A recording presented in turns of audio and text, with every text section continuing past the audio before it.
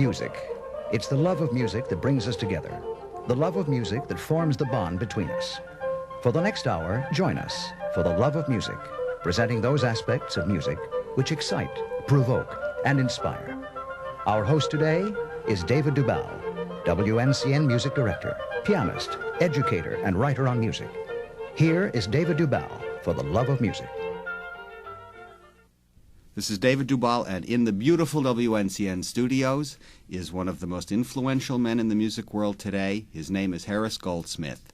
Now, Harris Goldsmith is a most interesting person because not only is he a fantastic musician, he is a great pianist, and he has that very confusing world to enter also, which is the world of criticism, and how this man for almost 20 years, I would say, has made deadlines for High Fidelity because he is one of the chief critics of that magazine, and he has for long been one of the most read critics in this country.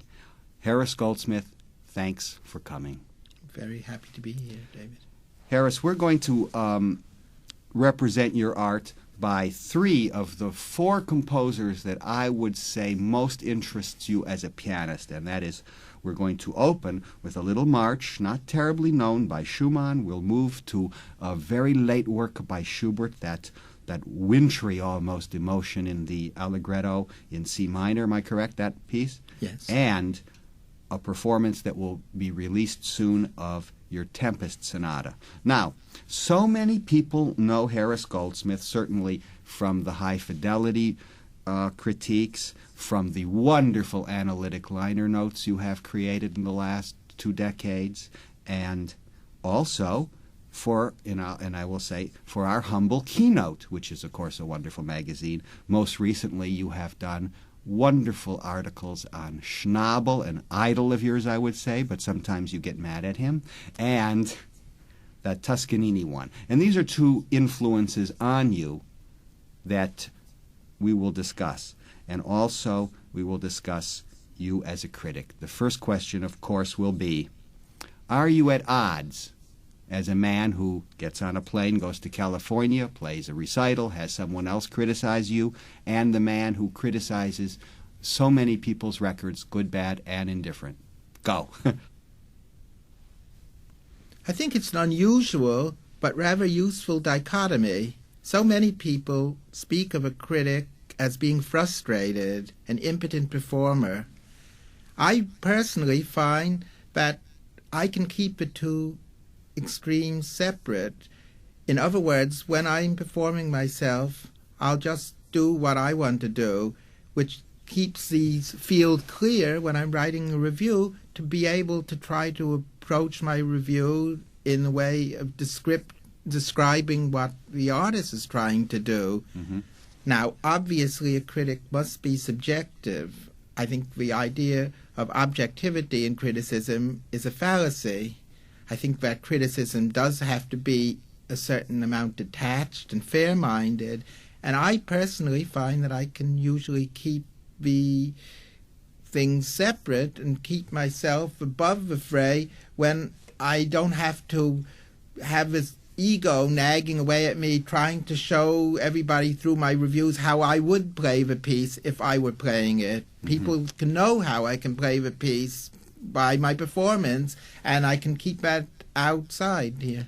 Yes, but it must be, in a sense, a complicated line you are sometimes walking, because you hear so much piano playing. Of course, you review other things, but are you influenced when you are year in and year out studying the way Schnabel plays Beethoven or Schubert or someone else, or do you start getting opinions of pieces? Since we discussed the fact that you love the Austro-Germanic repertoire, do you ever feel a certain snobbery when someone plays, let's say, a recording of Dochnane? Not at all. In fact, in my Schnabel article, I attacked the master for his attitude of playing only music which is greater than it can be played, that in quotes, I remember that article, and you said you only would give him a half a brownie point for that. Well, the thing is that certainly Schubert and Beethoven and Bach and Mozart are music which is greater than it can be played, but so is Chopin's B minor sonata and barcarolle, and Schnabel in his later years tended to just frown upon all the French Impressionists, and I'm not even mentioning Rachmaninoff and some of the other Russians and American which moderns. I feel have problems myself, but I still think they ought to be played. Sure. In fact, there's only one composer that seems throughout my reading you that just irks you for his decadence, I would say, and that's Godofsky. You always seem to just put him down a bit. Well, I think that answer, David, should be in two things. The one composer who really irks me is Bruckner, because I find that for all his wonderful ideas, he's rambling and inept. Yes. Godofsky I don't even consider a composer. I consider him a musical parasite. He's a sort of a fungus that lives upon and devours the tissues of Chopin and all the people that he wraps himself around, boa constrictor-like, with these horrible chromatic serpentine distortions, and for me all those double thirds and all that decadent detail just actually crushes the back of the music. I see there with your passionate answer I got a soft spot. Now, actually you answered my first question with that passionate retort, which was, do you ever get confused with you as a critic? No, you certainly don't, no doubt about it. You're absolutely convinced of what you say at all I'm times. convinced of what I'm saying, but there are problems, and I think one would be really ridiculous to deny it.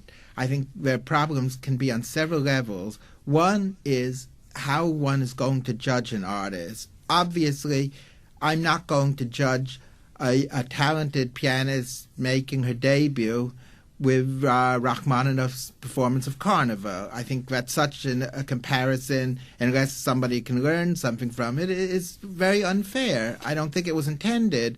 And also, there are other problems that very often when one knows practically everybody in the music business, there's always the fear of treading lightly or treading too heavily. Yes. And I have in fact offended a lot of very dear friends and some not so dear friends. Yeah, well, you're an honest man, and you say exactly what you mean, and I know that that must be the case. In fact, one of the most famous pianists in the world said to me, I won't tell you who, he said, how dare him play the piano in public when he criticizes me?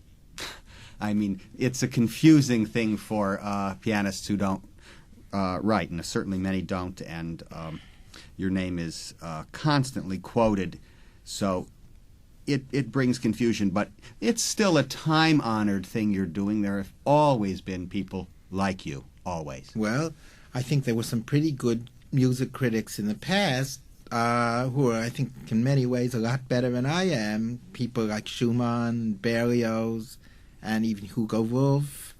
And well, you have high standards. I don't think I'm quite putting myself in that thing, but the whole point is that in the past days, people did consider criticism something that was carried on by musicians, not by P&R people. Yes, in a way, they had their own guild then, especially in the 19th century, when a Schumann, as a composer, or a Wagner wrote, or Berlioz, or Debussy, they were protecting the profession in a sense. Wouldn't you agree? I certainly would. Harris, we are going to begin with Harris Goldsmith, the pianist. We've been talking about Harris Goldsmith as the man who wears both hats, but you have always been interested in Schumann, and you have a wonderful Schumann record. As a matter of fact, I was just reading that new huge record volume, and Arthur Cohn, I think his name is, right? I think Cohn? so. Well, he writes that he, of your marches, which we're going to hear one, he said, minor league Schumann, but major league playing. And tell me of these marches. When I hear these marches, I don't think they're minor league. They sound very, very complicated. Well, I find that they're very massive. In fact, in the first march that you will hear, a pedal point that Brahms took over in his D minor piano concerto, the first movement. I find that actually the textures are very much like the second movement of the Schumann Fantasy. I find it's a very commanding piece. Yes, it is. All right, Harris, we're going to hear from your RCA album, The First March, Opus 76, number 1, by Schumann, the artist Harris Goldsmith.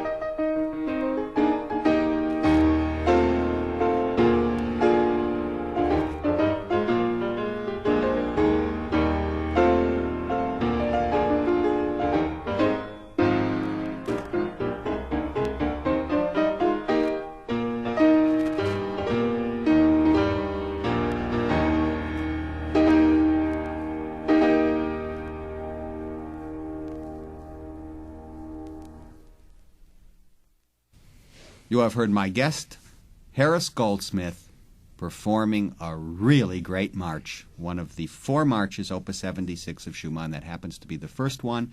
After a message or two, we will be back with more discussion. And we are back. My guest today, the American pianist and critic, Harris Goldsmith. Harris, we were discussing criticism. What should modern criticism be, in your opinion?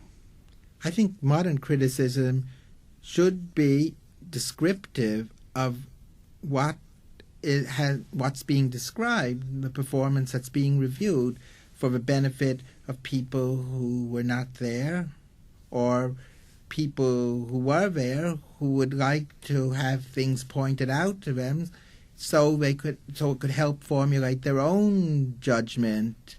I don't think that criticism should be godlike in its infallibility or a command for people to like something, or by inference something for them to dispute. I feel that many times I feel I've succeeded when somebody's told me that that record that you reviewed and gave such a review to and said was twee and affected and hated, you described it in a way that I thought that I would like that performance, and indeed I did. And how interesting.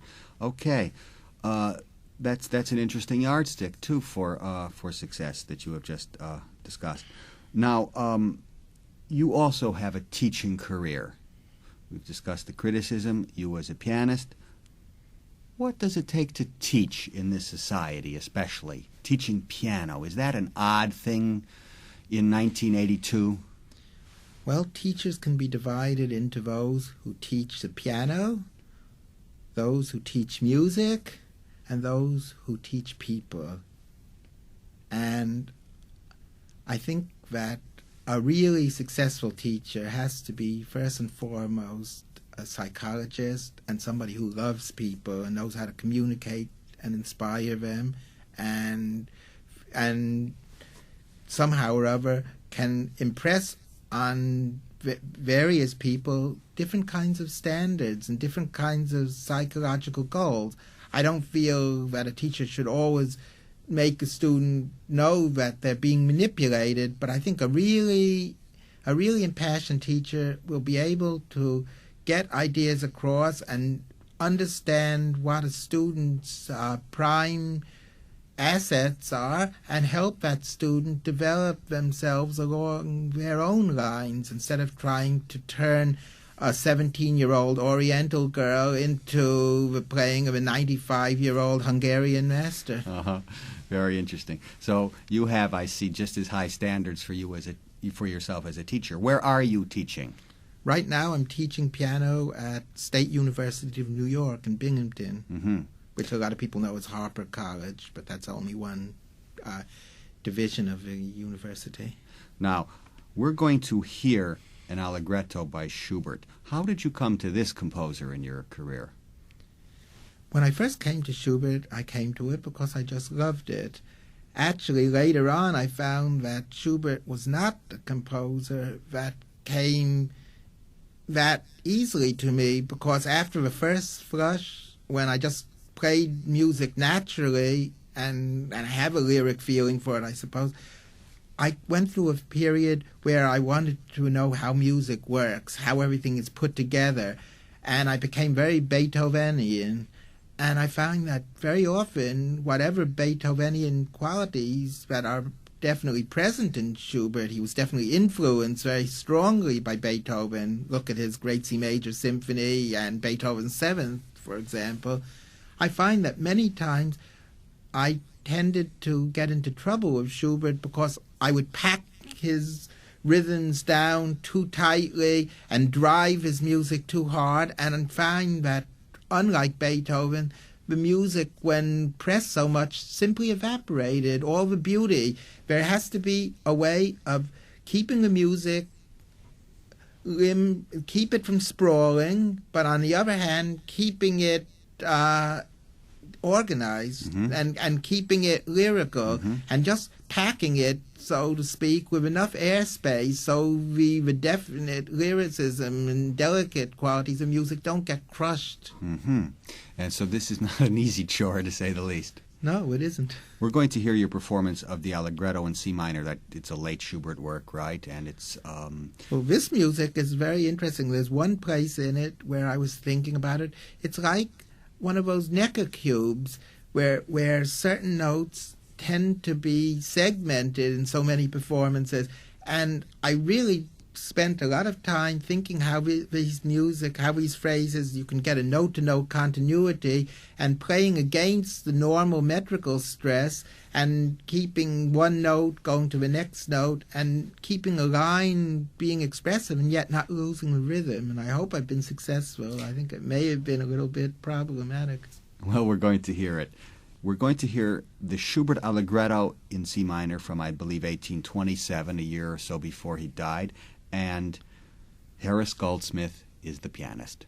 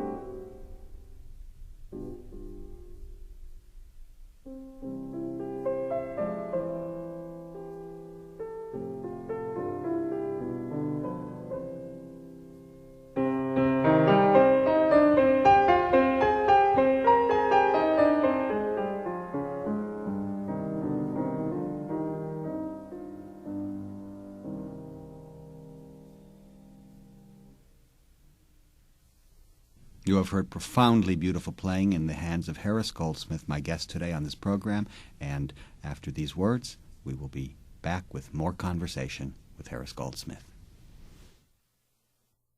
Harris, it's a shame that Allegretto we just heard will not be out on disc, but you are telling me that the great B-flat sonata will be not on disc, but on a cassette. Tell me of this.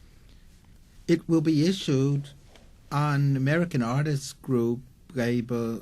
These are high-technology cassettes that are duplicated in actual time, I think on chrome oxide tape. And who knows, maybe a disc will follow afterwards. Oh, that's wonderful.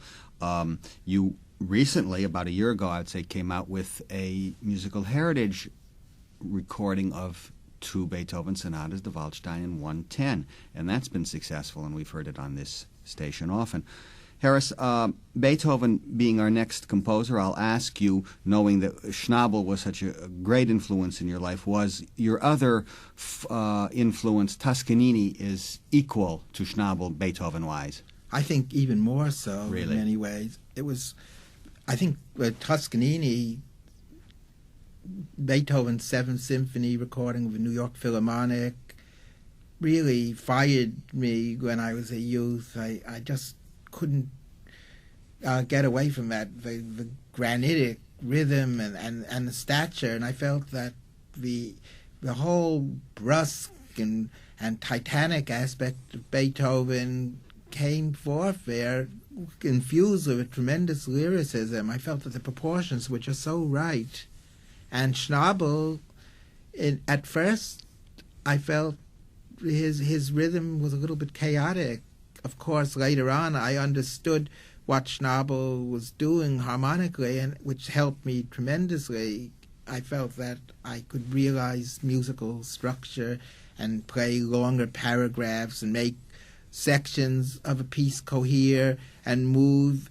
Sometimes if you get stuck in a basic tempo and can't get out of it, music will just sort of, it won't really, it'll be sort of tied to a Procrustean bed, or rather like Mazeppa tied to that wild horse, and the rhythm can just gallop away with the performer.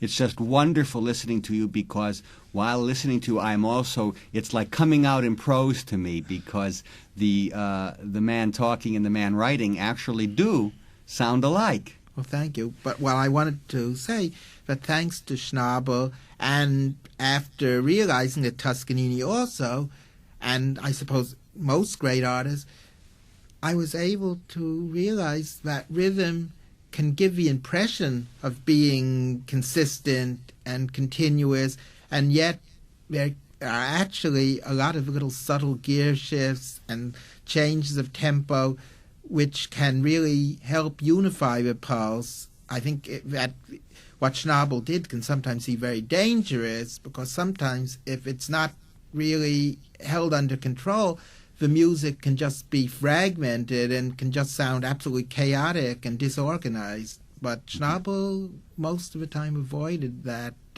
pitfall, and I think his greatest performances just have a kind of a continuity and an energy in spite of all the subtle manipulations of gear. Harris Goldsmith is my guest, and we've been discussing many things, criticism, the piano literature, and we have just discussed Schnabel playing Beethoven. But I'm not interested today in Schnabel's Beethoven. I'm interested in yours, and you have brought an unedited tape, I think, of your new Tempest Sonata, which will be... Yes, this has not been really put together yet, but I thought the basic tape, I think people can understand that there are a few details that'll be fixed up and tightened, and a few proportions that may be better, hopefully, in the finished. Well, I know this is a work that you're living with a great deal, and you've been playing all around in the last year, especially. Yes. Let's listen to this unedited tape, although it is first class in every way, of Harris Goldsmith's performance of Beethoven's Opus 31, number 2 in D minor, called The Tempest.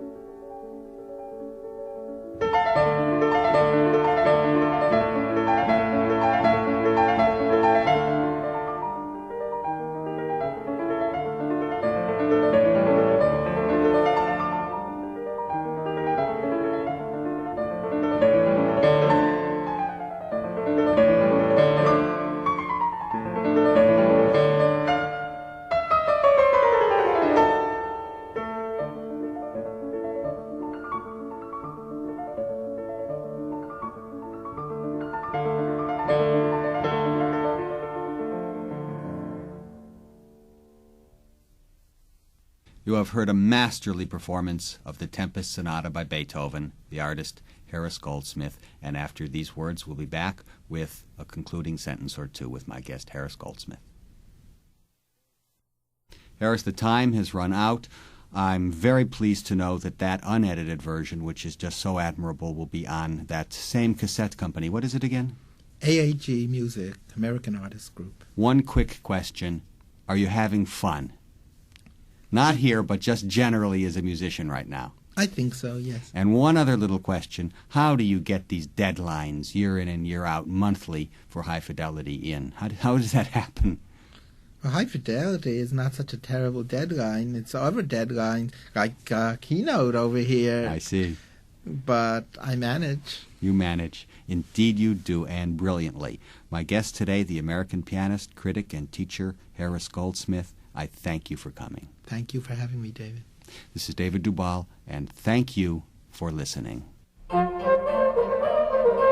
the Love of Music, with today's host, David Dubal, WNCN Music Director. We hope you'll be with us when once again we meet to listen and exchange ideas, all for the love of music.